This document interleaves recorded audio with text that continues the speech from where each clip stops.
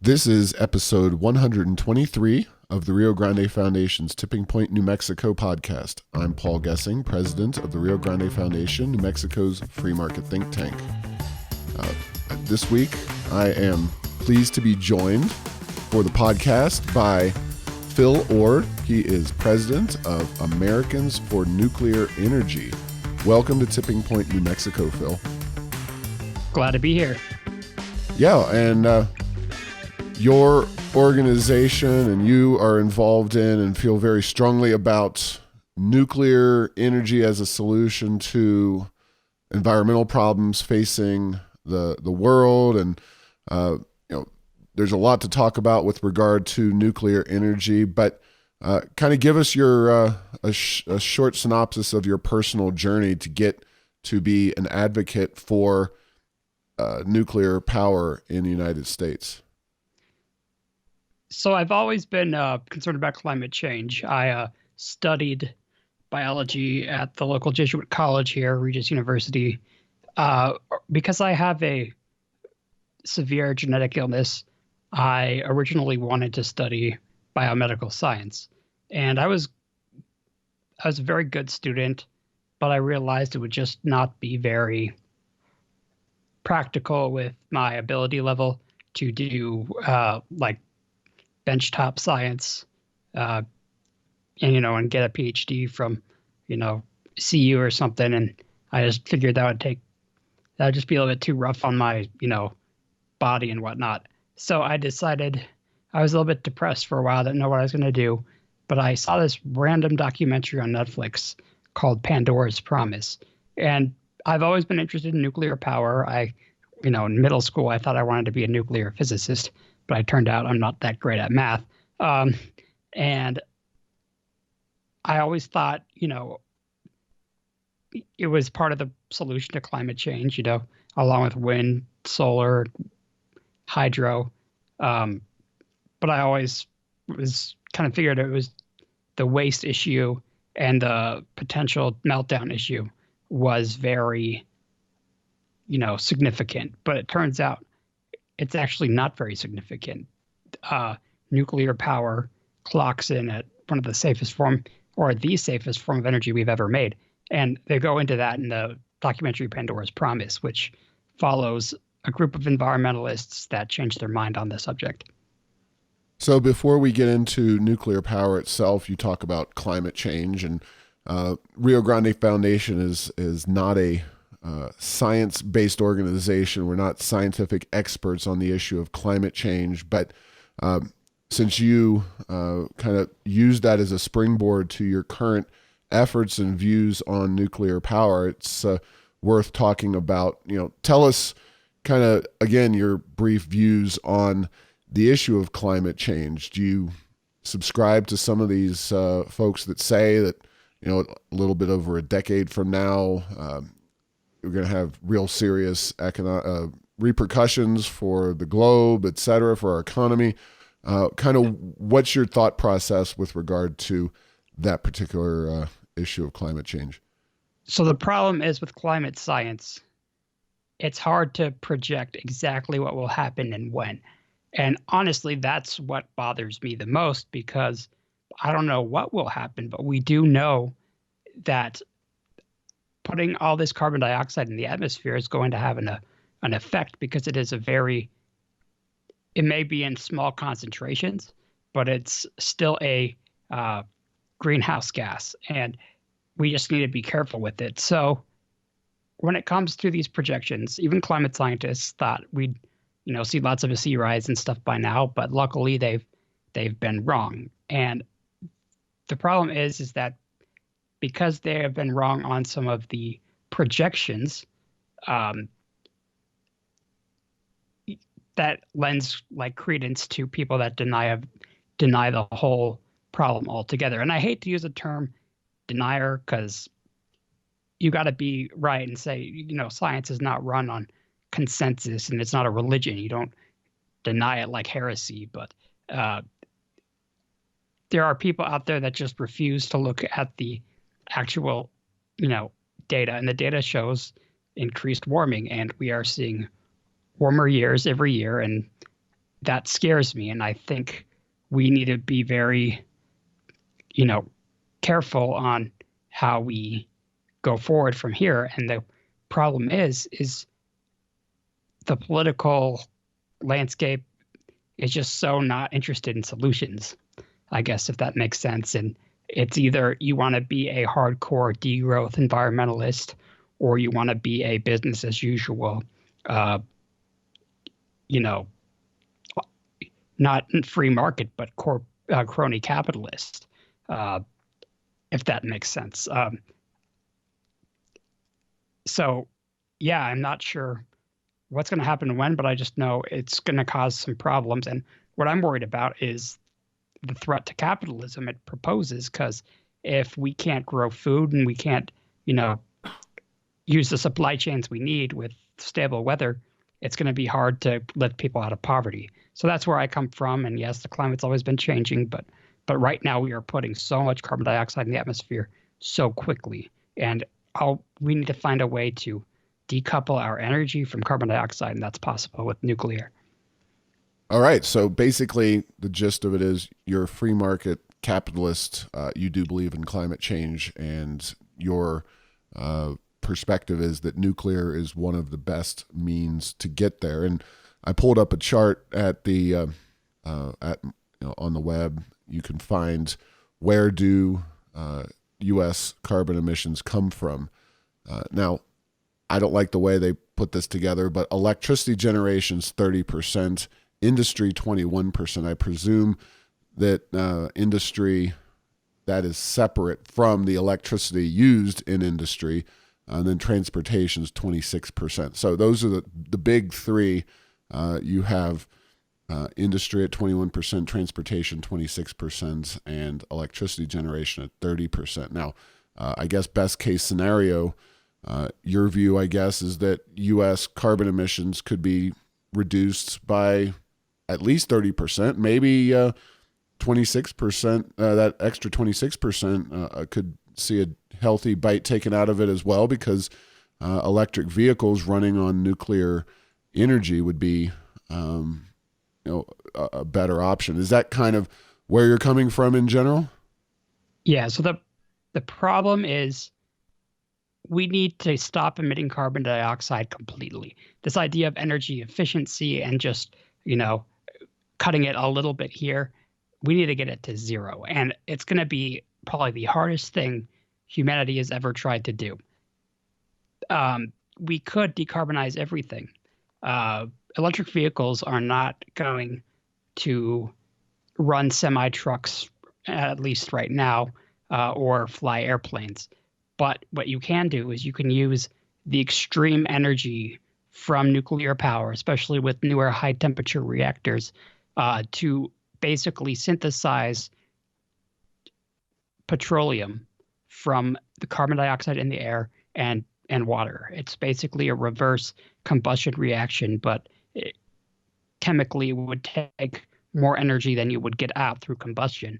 But it would be a way to make the fuel we need to keep running our society. But yes, we should focus immediately on phasing out fossil fuel sources like coal, which we're already doing in this country.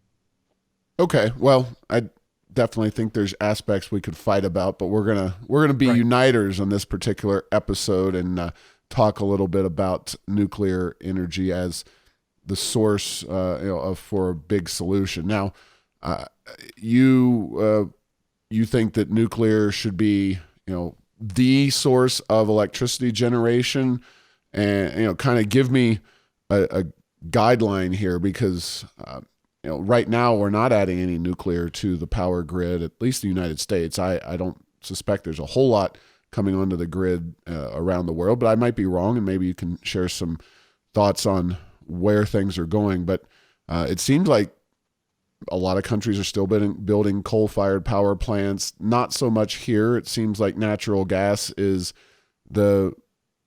a big part of the solution, as are renewables. So kind of give us your overall outlook in terms of electricity generation and how quickly you think we need to make this transition to nuclear. Okay, that's It's a big kind question. of I know. a big question. Yeah. So places like China are actually going very hard on nuclear power. They have the most nuclear power plants under construction, and I think they're going to try to put like 40 online in like the next 20 years. Uh, and the Chinese are able to do it quite cheaply, um, because honestly, they're better at building stuff like big projects right now than the United States. And that's probably because of a more authoritarian government. So that's a problem there. But developing countries are not scared of nuclear. Uh, the only places that are trying to phase out nuclear and relying on intermittent wind and solar is Europe and the United States and uh, other parts of North America. So the idea that uh, nuclear is not being built is absolutely not true. And if anything, it's an inevitable, you know, movement to nuclear because of the energy density. So it's going to happen whether we like it or not, because poorer countries are concerned about pollution and they need to industrialize, and we should want them to. So, Uh, quick aside on China, one of the issues with nuclear power is the Chernobyl type stuff, and maybe you could comment on that television show. But should we trust the Chinese in their technology? Obviously, the Russians couldn't quite do it, and Japan had their issues with building in a tsunami zone. But what's your take on Chinese nuclear plants? Do you think there could be a potential Chernobyl type situation with a nuclear plant in China, or do they seem to have their ducks in a row a little better? so Chernobyl type plants really don't exist anymore. The ones that did exist, they retrofitted after the accident, and newer plants built today would have nothing in common with a Chernobyl plant. That was a really crappy Soviet design, and honestly, it's kind of unfortunate that that's the poster child of what could go wrong with nuclear, because it was such a mess, that reactor. And um, but the Chinese, yeah, I do trust the Chinese, because if anything, they're copying our design. Uh, there's this plant called the AP1000 made by Westinghouse, and basically the Chinese have come up with their own version of that, and same with the South Koreans. Um, and even Russia's going big on exporting nuclear through their state-owned corporation called Rosatom, and they're building very good stuff. It's more modern than some of the stuff we're building in the United States now, and if anything, we are losing the technology race, even though we pretty much invented nuclear power here. Fair enough. And, I'm not going to go deeply into the technology, but you were talking about the United States and Europe are going a different direction away from nuclear, more towards renewables. Of course, New Mexico did that with the Energy Transition Act, and moving much more heavily towards wind and solar. Are those not greener solutions to our energy or electricity generation problems than nuclear, or how does nuclear stack up against those? There's no competition, honestly. Wind and solar, if anything. So it's a technology that's getting better. You can say that, but it is in no way up to the task of providing the energy we need as society. It is a product of a lot of environmental folks in the movement in the 70s who were concerned about overpopulation and were like, okay, humans, we're growing too much. We can't use so much energy. We need to degrow the economy. And it turns out that they were wrong. And actually, the more energy you use, the less children you end up having, because you're able to rely on, basically child labor less. So people are able to have fewer and healthier children if they have a higher GDP unlocked by the use of energy. These things are directly correlated. And wind and solar is absolutely not a good environmental problem. An environmental solution because they use a lot of land and they use a lot of resources for minimal energy use. So, people are just like, let's build a big array in the like a concentrated solar array in the desert. You've seen that in Nevada or California, I believe, where they built like this huge mirror in the desert. That totally wrecked a population of desert tortoises. And the idea that just scattering solar and wind everywhere is somehow better for the environment is totally false. If anything, they intrude more on the environment, even more so than fossil fuel. But fossil fuel side effect is the carbon dioxide. So some stats like nuclear power has the least amount of one of the least amounts of carbon dioxide, has the least amount of land use. What was another metric? How about cost? Cost. That's the problem, because right now it's expensive, because I think it's mostly overregulation and lack of innovation in making these plants smaller and more mass producible. So nuclear, in the Cato Institute is one organization, although I went on their website and looked before I had this conversation. I wanted to see what Cato, if they had done anything recently. But Jerry Taylor was their former energy guy. He's been gone from Cato for quite a while, and no one has done anything on Cato. But they, back in the early 2000s and around 2010, they kind of stopped because I think Taylor left Cato, but he had written pretty extensively about how bad nuclear was because of the costs associated with it. So you talk about some of the regulations and whatnot, and environmental groups and supporters of wind and solar will definitely say, oh, wind and solar are getting cheaper, and they're getting cheaper than coal, natural gas, et cetera, and nuclear is kind of at the high end. But so talk about why that's not really the case, or it shouldn't be the case. Right. You will see this in the news a lot, and I can't necessarily blame the media because they don't have on staff physicists, but I do think the news media needs to get a lot better at science journalism, because there's a lot of crap that goes out for the newest craze, the newest study, and they don't necessarily represent the trend. There's this meme going around. Meme just means a way of thinking, that somehow wind and solar are now as cheap as fossil fuel. That is not the case anywhere when you look at just total cost. They look at this metric called levelized cost of electricity, and that's basically taking all your equipment and all the energy it's produced over its lifetime and saying, okay, that's the price of the energy. Well, you forget that you have to tie in other sources of power to make up for the intermittency issue of wind and solar. So you are not looking at at the right cost. And what happens is they cherry pick data and say, okay, well, what's the cost of solar when they're having the highest generation in a place like California?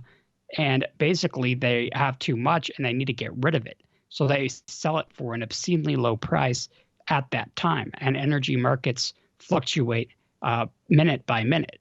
And they use the best conditions for solar and then put a price on it at that time and then say, look at how cheap it is. And it's a total, energy is a lot more complicated than just levelized cost of electricity. And I mean, I'm even still learning about how energy markets work, and they're very complicated because grid operators have to operate at a moment's notice to bring on and shut down different sources of power. So in no place is the cost of wind and solar cheaper than that of fossil fuel. It's a complete lie. And and you can see this. The prices of electricity in California are twice the national average. Germany is 3 times the international average. So, and those are people really implementing these wind and solar, mega plans, which are failing. So one of my volunteers knows a lot more about the cost issue, but there's just so many ways to misrepresent the cost of these things, various energy sources. And, globally, nuclear is a little bit more expensive than, natural gas. But it's definitely a lot less expensive than wind and solar.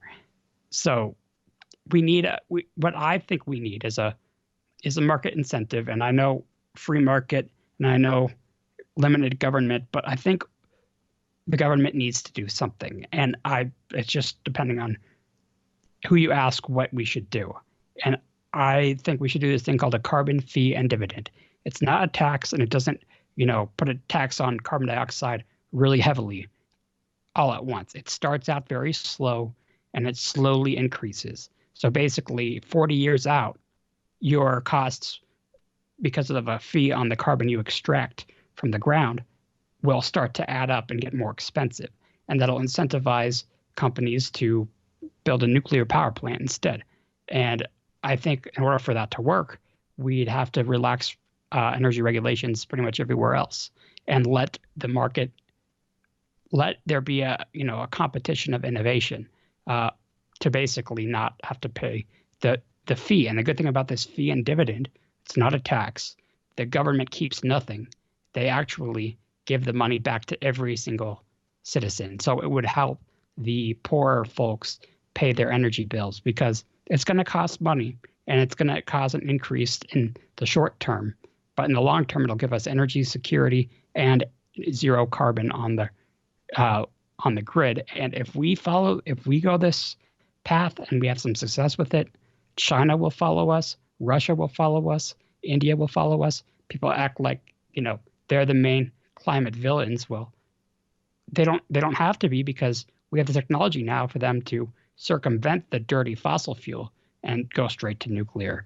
And I know I'm kind of rambling here, but you did a very I'm not that especially interested in the policy implications of the carbon tax issue. I think that's an interesting discussion to have. It's just not the way I want to go today, particularly. But okay. I really appreciated your explanation of the levelized cost of electricity. That is something that you see. The Energy Information Administration, for example, puts that data out, and it is unclear and unfortunate the way that it looks like certain sources, especially the wind and solar, like you said, is cheaper. But you're right. When they are in surplus in places with heavy use of solar and wind power, they do have to dump that off. It's a grid stability issue, and the fact that they're able to sell that or have to sell that for so cheap does bring down their overall cost. And I think that was a really salient point. But regardless of a carbon tax or any mechanism at the federal level, I call it a fee because I don't want to say the tax word. Well, I like to call it a tax because it's still a charge. Yeah, and politicians being who they are, that's the way things go. But we won't get into semantics. We're going to jump into, like, realistically, because you tell me, when's the last time we had a nuclear power plant come online in the United States? We finished one that we started in the 80s, I think. Where was it? In Tennessee, called Watts Bar. It was the Unit 2. So it was like 80% done.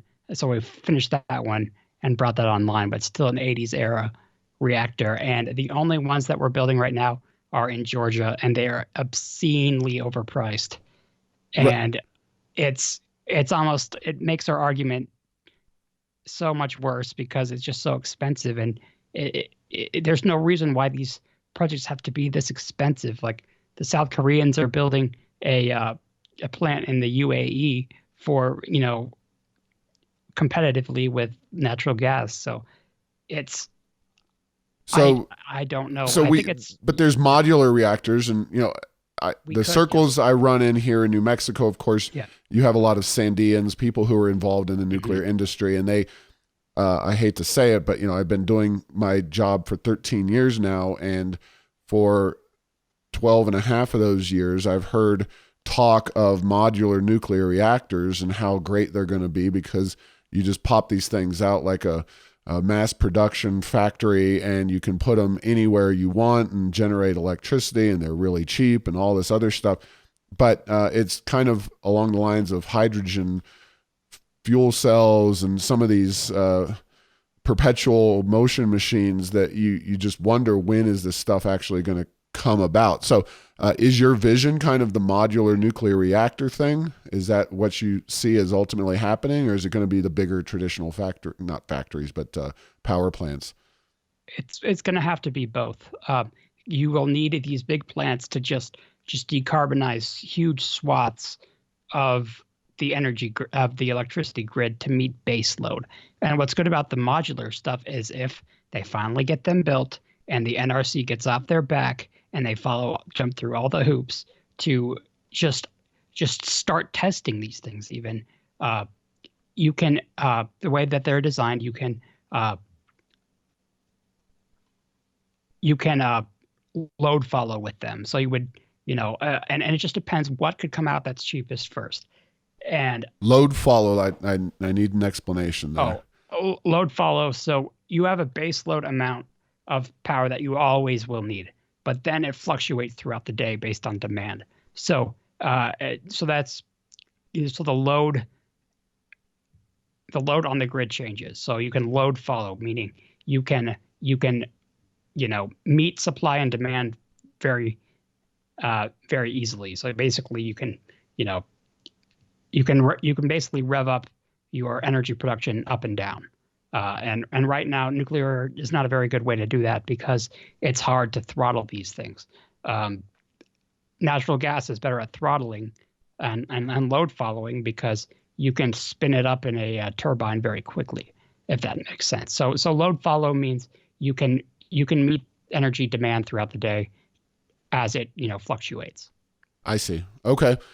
So you need a combination of both the big traditional nuclear plants, albeit presumably built cheaper and faster and just as safe, if not safer than they are now. And then you need some of these more modular neighborhood style reactors. Now, realistically, carbon tax or carbon fee or whatever you can throw at it. Like, what realistically do you think would be a time frame when we could see a significant addition of nuclear power to the grid? Like, we've seen, George W. Bush, we've seen Barack Obama, we've seen Trump, we've seen, all 50 different states have 50 different ways of approaching issues. Like, even if you had a carbon fee or tax in place tomorrow, that doesn't mean you're going to have nuclear plants move forward. What's kind of the path forward that you think we need to see? Is it just a mentality that needs to change, or are there a lot of specific policies? Like, who needs to act, I guess, is what I'm getting at. Congress, and nuclear bills are passed pretty easily, honestly. It's actually one of the more bipartisan pro-nuclear subjects. Pro-nuclear, like research and development, they're looking to change the what's it called, emergency exclusion zone rule, instead of so basically 10 miles around a reactor, that needs to be able to be evacuated. But with the newer modular reactors, the very physics of them could not melt down. And basically, so they would come up with a rule saying, okay, if you can demonstrate the safety, which they're going to at Idaho National Lab with this company called NuScale, they're going to basically try to wreck the reactor and demonstrate that whatever you throw at it, it'll self-regulate its heat temperature, even if there's a total power blackout. And then, Congress and stuff can pass legislation to, basically reform how harsh the NRC comes down on our industry. I wish I was a little bit more wonky than this, but and another thing that people is we need to fight back against some of these environmentalists that are anti-everything. They're called NIMBYs, not in my backyard. Right. And that is such a weapon that's used against any sort of infrastructure project and housing development, especially in places like San Francisco. Like, you can't build a darn thing because people keep saying no. And at some point, we need to be like, okay, you don't get to say no because that's someone's property rights. That it's their right to build something if they own the land. So I guess, yeah, and then also a culture shift to where people see nuclear power for what it is, one of the safest forms of power, and it already is 2/3 of our carbon-free energy, and people are letting these plants close, and no one's talking about it. So yeah, I'm kind of rambling here, but we talk about modular reactors and how they're still kind of on paper. That's true, but there's one company that finally got through the main hoops with the NRC, and it's called NuScale. They're based in Portland, but they're starting to build the reactor on the grounds of Idaho National Labs under the supervision of the Department of Energy as soon as 2022. So I mean, it depends if they can make it or break it. I'm hopeful for them, but what we need is we need some sort of incentive to get people to build the right, most cost-effective forms of power. And I think under the right incentives, nuclear could come to the forefront because it's still less expensive than these wind and solar projects. Right. And, I agree with you for sure that nuclear is definitely a better option if the impetus is zero carbon. And I think that's, ultimately why I wanted you to come on and talk about nuclear, because it is one of those evergreen topics in New Mexico because of the nuclear history and all the very smart science types around here. But when it comes to the policy, there's a constant battle of all things nuclear. And, we should talk about storage for a minute. There's a proposal to put a facility, Holtec, in southeast New Mexico. We've talked about on the podcast, we've had their folks in to talk about this proposed storage facility of spent nuclear fuel. That is controversial. The governor, even some oil and gas folks, the land commissioner have come out against that. Within the scope of all of the challenges already faced by nuclear and the potential resurgence, where does the issue of storage fit into it, and how do you address those challenges as well? Because right now the storage situation is not what you'd call great. Thankfully, we haven't had any serious issues though. Yeah, so right now our fuel is just sitting on site in these big steel and concrete containers, but they need a home, and they need a place to be, either until we can reprocess them into new fuel like the French do, or put it in long-term geological storage. And every project that we've ever tried to do always reaches some sort of backlash from local governments that are completely misinformed on the science behind first of all nuclear fuel and used fuel in general. And it's really, people just don't know what spent nuclear fuel actually is, and how dangerous it is, and how it's really not some sort of puzzle. We know how to get rid of this stuff, and we can even use long boreholes with our fracking drilling technology to put this stuff way underground in subduction zones that will be out of reach of anything for millions of years. And by that point, all the radioactivity will have been, back to normal levels again. So it actually comes down to a big form of scientific illiteracy. And I think that's the way we need to frame it. And I actually have lots of progressive friends that are all about nuclear and are tired of these lies about wind and solar. And they say, and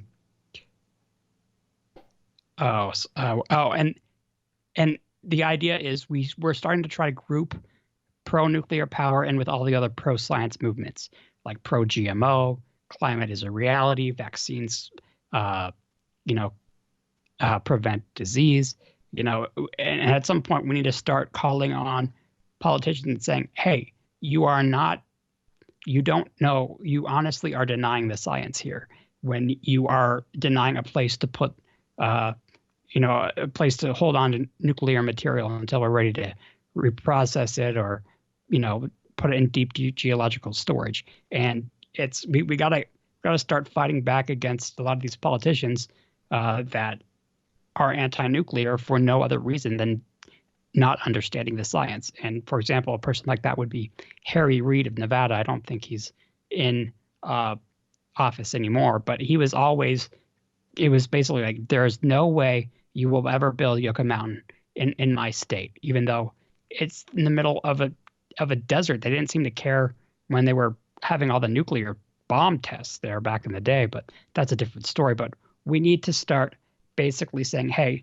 you cannot say climate change is real and then go ahead and ignore a completely legitimate form of power and a completely legitimate form of science. I guess that's kind of the way to push back against it, because it really is based in scientific illiteracy. And I could go on for a while about that. Yeah, we got just a few minutes left, but you mentioned France, and France is famously pro-nuclear, and most Americans probably, even if they've traveled to France and spent time there, don't really know how that came to be. But one of the things I think that I've heard about France and their nuclear situation is that they actually give incentives to people. Like, they draw a circle around a nuclear plant and they have like a bullseye where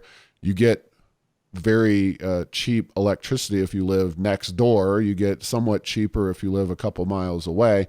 What does France do to make nuclear such a big part, and how big a part of their portfolio is nuclear in France? Because it's really unique, and their success with nuclear over in France.